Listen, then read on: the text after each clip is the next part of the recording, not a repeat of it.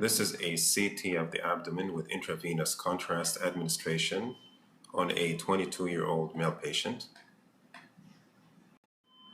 This patient presented with nausea, vomiting, and constipation.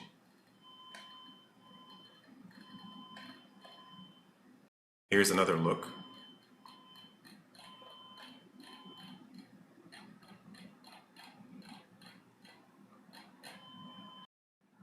This is really a good case that has points that are useful for students, interns, as well as radiology residents.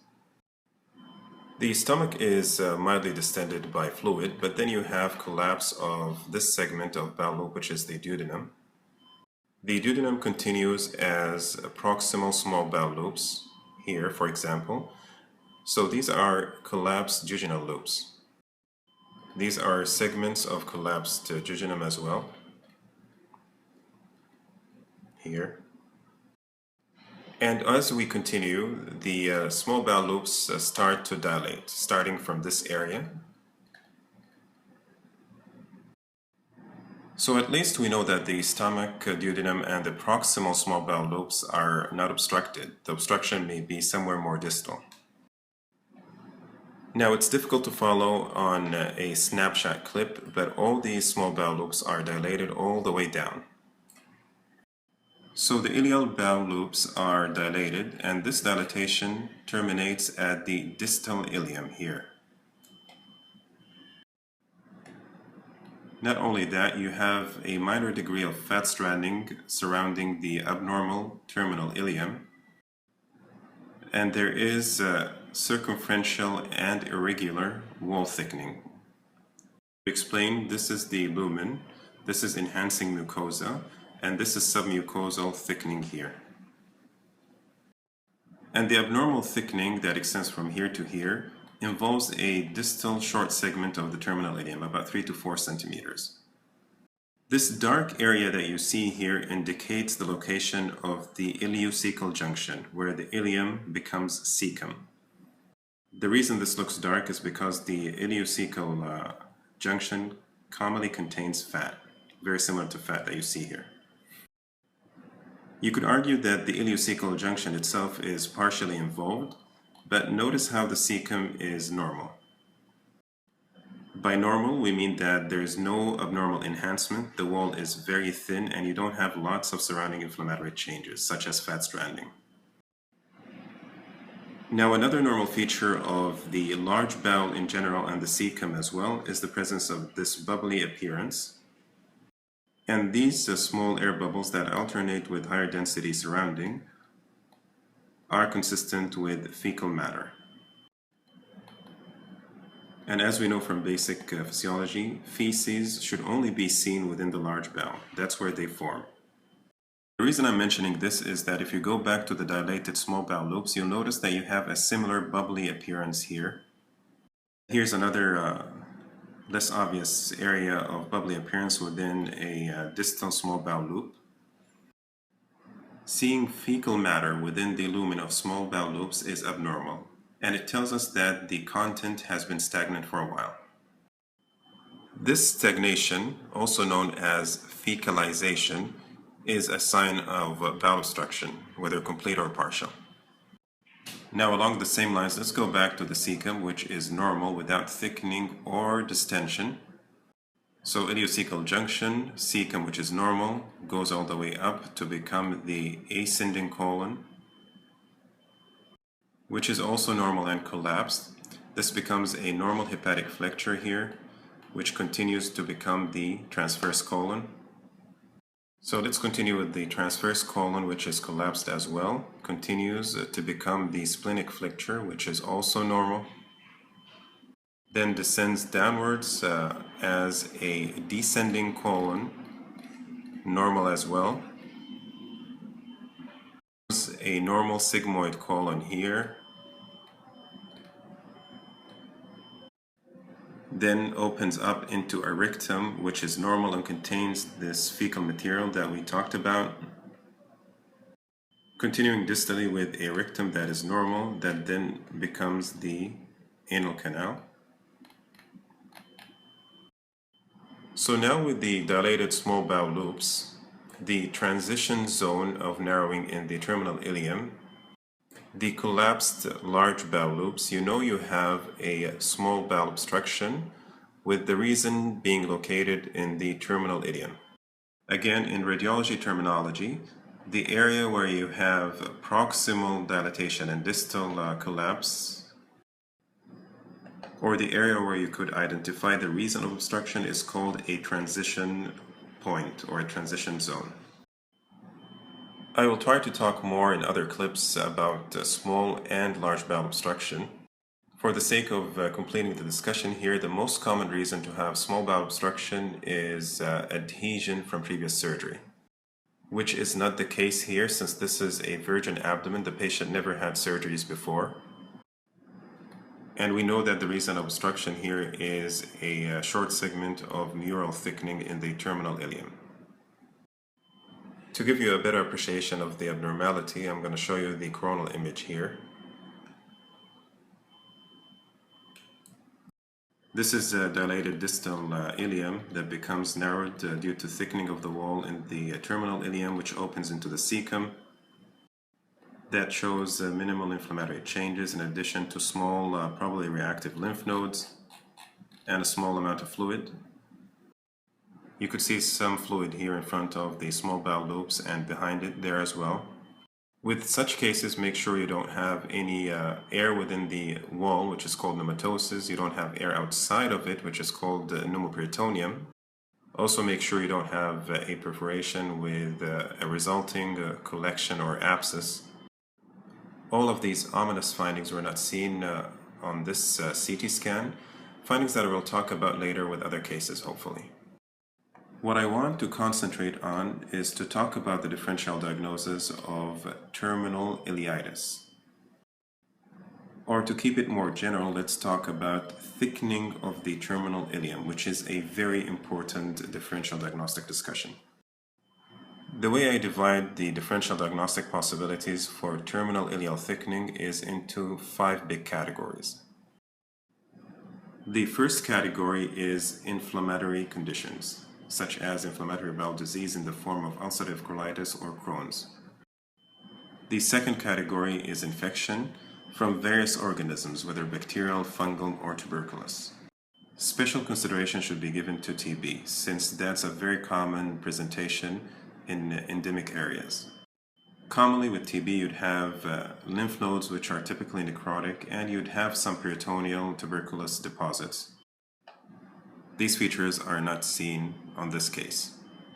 Now to the third big category, which is neoplastic. Involvement of the terminal ileum may result from lymphoma, carcinoma, or even metastasis.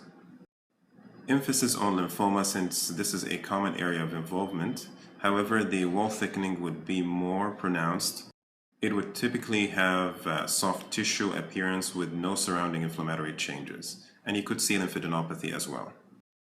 The fourth category is iatrogenic as a result of radiation or drug reactions. The fifth category is ischemic. However, ischemia with this focality is not very typical. When you're thinking about ischemia, the clinical presentation helps. You have to look at the arteries and veins to make sure that there is no occlusion. Although I mentioned 5 big categories, you could add another category just to be safe, which is thickening of the terminal ileum from an adjacent cause, for example, acute appendicitis or right-sided diverticulitis. Now, many of these causes can be differentiated on the patient's age, presentation, is it acute or chronic, if you have lymphadenopathy, whether necrotic or not, if you have other intestinal or extraintestinal manifestations. To keep it simple, I'll give you more about this patient. This patient was known to have ulcerative colitis. Now, the discussion differentiating ulcerative colitis from Crohn's disease is a very interesting and lengthy discussion that I will do probably in another clip.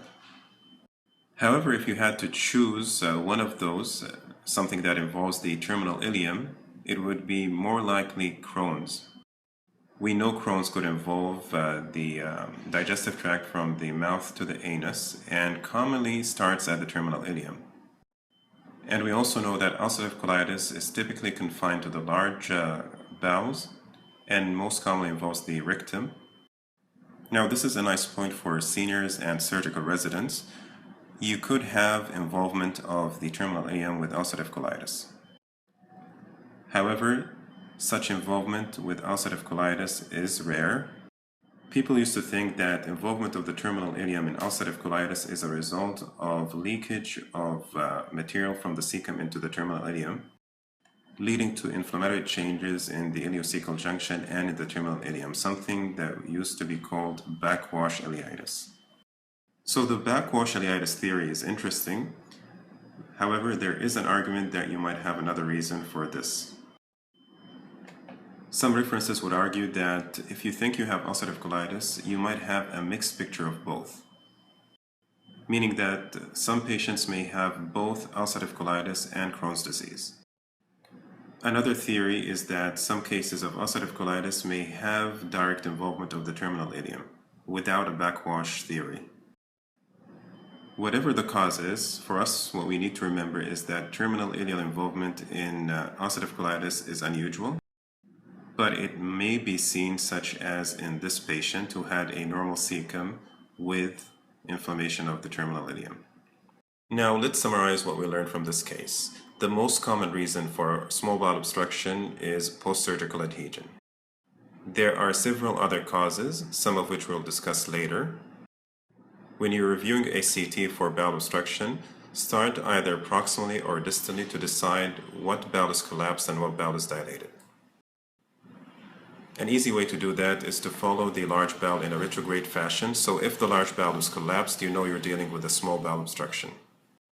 The area between dilated and collapsed bowel loops is called a transition zone. Bubbly appearing fecal matter is normally seen in large bowel loops and should not be seen in small bowel loops. If you see it, it could be a bowel obstruction. Whenever you see bowel obstruction, make sure you don't have pneumatosis, pneumoperitoneum, or collections. Knowing the differential diagnosis of terminal ileal thickening is important for practical and exam reasons. It could be categorized under inflammatory conditions such as inflammatory bowel disease, infection such as bacterial, tuberculous, or fungal infections, neoplasms such as lymphoma or carcinoma, iatrogenic causes such as radiation or drug reactions, ischemia, which we said is very unusual to be focal in this region, and don't forget in the back of your mind, inflammation from adjacent causes. Now, before I finish this case, if you want to remember 3 important causes for thickening of the terminal ileum, remember those 3: Crohn's disease, tuberculosis, and lymphoma. That's it for today's case. Thank you for watching. Your comments are always appreciated, and see you with more cases later.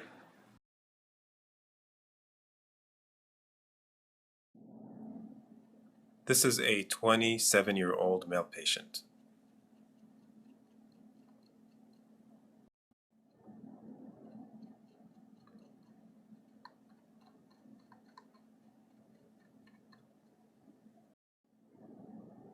This is a good case to show a little bit of MRI.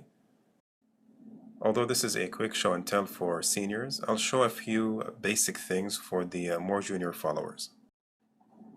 In simple terms, MRI is a modality where you perform imaging with different planes in different colors. Given the various appearance or colors of various tissues, it's very good for tissue characterization. Now, one of the basic sequences is called a T1 weighted image. So the T1 weighted MRI, which is what you're looking at here. The most basic thing you need to know is that fluid or water looks dark on T1. This is an image that's similar to a cross-sectional CT. This is your liver, this is the pancreas, this is the spleen, and this is the gallbladder. So the fluid in the gallbladder, the bile fluid, looks dark, and the fluid surrounding the spine, the CSF space, is also dark on T1. Now let's compare that appearance to this axial T2 weighted image. T2 MRI imaging is opposite to T1, where fluid is bright. Notice the fluid that's bright in the gallbladder and in the CSF. An easy way to remember that is World War II. Water, white on T2. Depending on the way you perform the MRI, typically fat such as subcutaneous fat here is bright on T2. And back to the T1 weighted image, fat is also bright on T1. So typically fat is bright on T1 and on T2, and that depends on the way you do the image. Now a point for senior residents, you have to know the different signal intensities of the upper abdominal structures. The brightest structure is the pancreas, the second brightest structure is the liver, and the third is the spleen. So on T1, the brightest to darkest is pancreas, liver, then spleen, and you could remember that by play like Suarez. Now let's look at the left kidney. You normally see the kidney in its expected location here, but you don't see the right kidney. Scrolling further down, you'll notice that the right kidney is in a lower location than expected. And looking more carefully, there is a suggestion of an encapsulated mass above the kidney here. The suspected mass has this higher signal intensity component, but it's predominantly bright on T1. To confirm the presence of the lesion and to make sure that it does not arise from the kidney, let's look at a coronal image. This is a coronal image. Here you have the liver and here you have the spleen. This is right side, this is left side. And as you notice, fluid is bright in the CSF. The fluid in the gallbladder as well as the fluid in the renal collecting system is bright. So now you know you're looking at a coronal T2 MRI. And the coronal T2 nicely shows that there is a mass lesion above the right kidney displacing it downwards. So this does not arise from the kidney. Note how the abnormality that seems encapsulated is also bright on T2. So it's bright on T1 and on T2. Now what lies above the kidney? Simply, we know from anatomy that we have the suprarenal gland or the adrenal gland. Let's compare both sides. This is the normal kidney, and there is no lesion above it. This here, that looks a bit triangular, is your left adrenal gland. You cannot identify the adrenal gland on the right side, so this tells you that this is a right adrenal lesion. Going back to the axial T1, this is the kidney on the normal left side, and this is the adrenal gland above it. Although the appearance of the adrenal gland is variable, it typically has a body, a medial limb, and a lateral limb, giving it an inverted V shape. And as we said before, you don't see the normal adrenal on the right side, so this is an adrenal lesion that is bright on T1, bright on T2, and displaces the kidney inferiorly. Now there is a differential diagnosis for bright abnormalities on T1 MRI. We're not going to talk about this today. However, as you know by now, one of the reasons you'd see brightness on T1 would be fat. To confirm the presence of fat, you could do something called a fat suppression technique, where the bright fat is suppressed on T1 or on T2. So let's do that. This is a T1 image with fat suppression. You see the fat is dark in the subcutaneous area. And the lesion that was bright on T1 is also dark on this fat suppressed image, apart from a small component here. So this explains the brightness that we saw on both T1 and T2 and tells us that this is a lesion that's mainly composed of macroscopic fat. This is a T1 image after giving intravenous contrast, and as you could see, the vascular structures are bright, such as the aorta here. And the abnormality does not enhance apart from minimal enhancement of the component that had a higher signal intensity before. Now let's go to an easier modality. Let's go back to look at the patient's CT and see if we could see the fat containing lesion. And this is a CT scan without contrast. On CT the bones appear very bright. This is your liver, pancreas, and spleen. Here you could see the left kidney with a normal left adrenal gland that has this inverted V shape. While on the other side you have the fat-containing lesion with a density that's equivalent to the subcutaneous fat and some soft tissue components. The lesion also has two foci of calcifications here that were difficult to appreciate on MR, and calcifications are tough to see on MR usually. Abnormality pushes the right kidney downwards, and this could be easier seen on a coronal image here. So this is all consistent with a fat-containing adrenal gland abnormality, and this is a classic and pathognomonic appearance of an adrenal lesion known as myelolipoma. This is a relatively uncommon adrenal gland lesion. It's a benign and typically non-functional abnormality, and as the name states, it contains bone marrow elements, myelo, and contains fat, lipoma.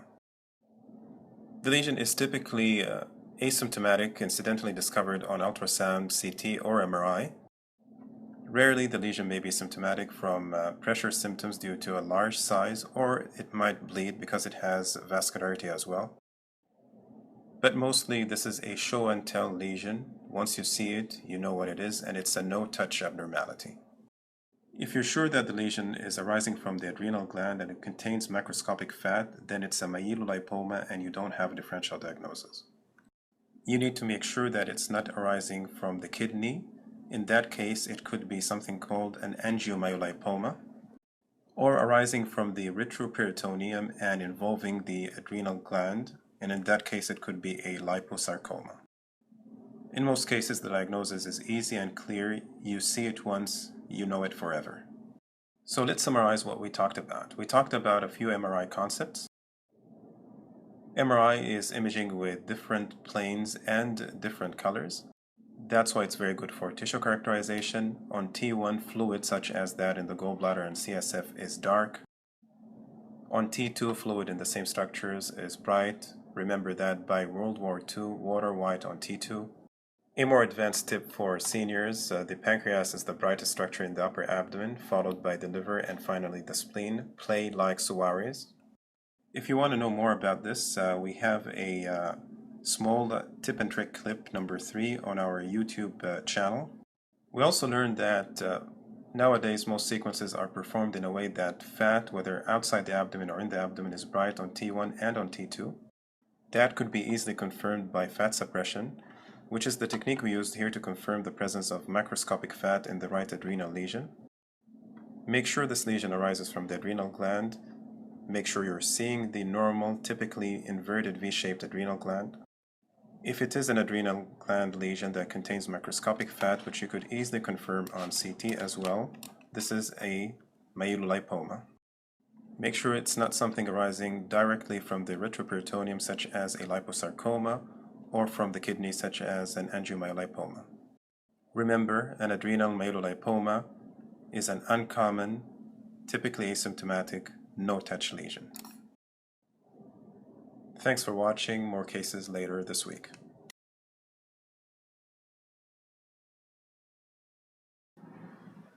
This is a frontal chest radiograph on a 75-year-old male patient 4 days after CABG.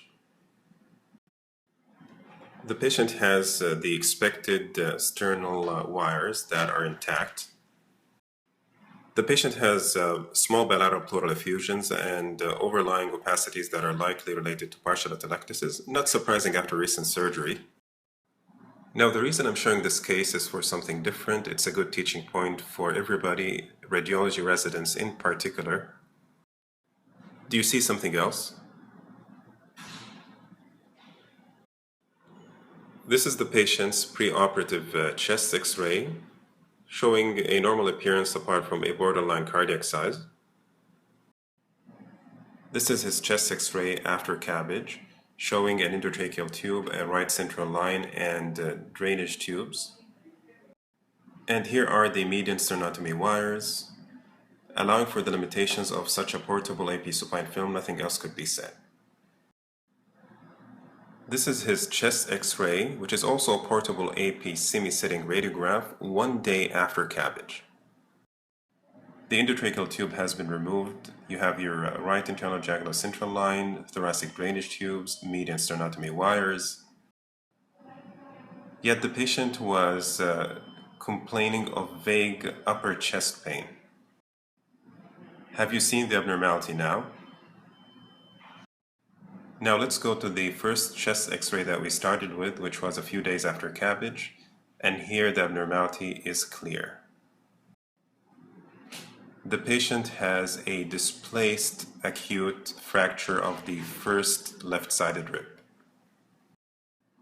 The reason we think it's acute is because the cortex is interrupted, as you see here and here. There's the fracture line and there are no features of healing.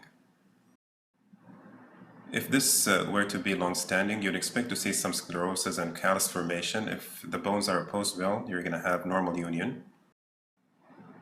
Now let's start from the beginning to understand what's going on here. This is the immediate preoperative chest radiograph where the first rib here is normal. There is no fracture. This is the immediate post-operative chest x-ray, which was a difficult one to read because of technicalities. And due to overlying soft tissues and the improper penetration, it would be difficult to call anything regarding the first rib. Even looking at the first rib in retrospect, there is no obvious displacement.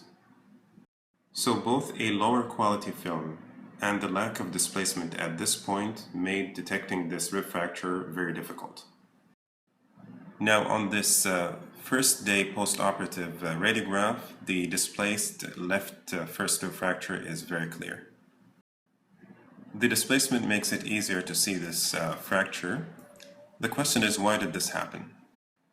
This is a relatively commonly undetected complication of median sternotomies. After a median sternotomy is performed in OR, there is lots of traction on the chest wall. Since the surgeon tries to open up the sternotomy defect to have better access into the chest, this traction may affect the ribs. Classically, the first rib on the left or on the right may fracture, especially in older patients with osteoporosis. Now, the thing we need to know is that it would be very difficult to detect such fracture on lower quality films or if it's not displaced initially. Since books don't emphasize this point to us, we don't look there carefully, and this is commonly missed in practice. Now, this is the first film that I showed you again, showing the fracture that is clearly displaced here. This is important to notice, since such fractures may be associated with brachial plexus injury. A fracture like this may lead to subpleural hematoma, which may be confusing for other pathologies. And if none of that occurred, you could at least explain the patient's pain by detecting the fracture. So today's teaching point is quite simple, yet important. Look carefully at the first rib in patients who are recently out of median sternotomy procedures. Typically, those are patients who are post-CABG. Remember that such a fracture may be non-displaced and could be difficult to see on initial radiographs. So don't be surprised to detect it the first time on the second, third, or fourth post-operative chest x-ray. Detecting it is important since it explains the patient's symptoms and many times, and it would avoid mistaking it for something else. Remember, books do not emphasize this very simple and practical point. Thanks for watching, and more cases later.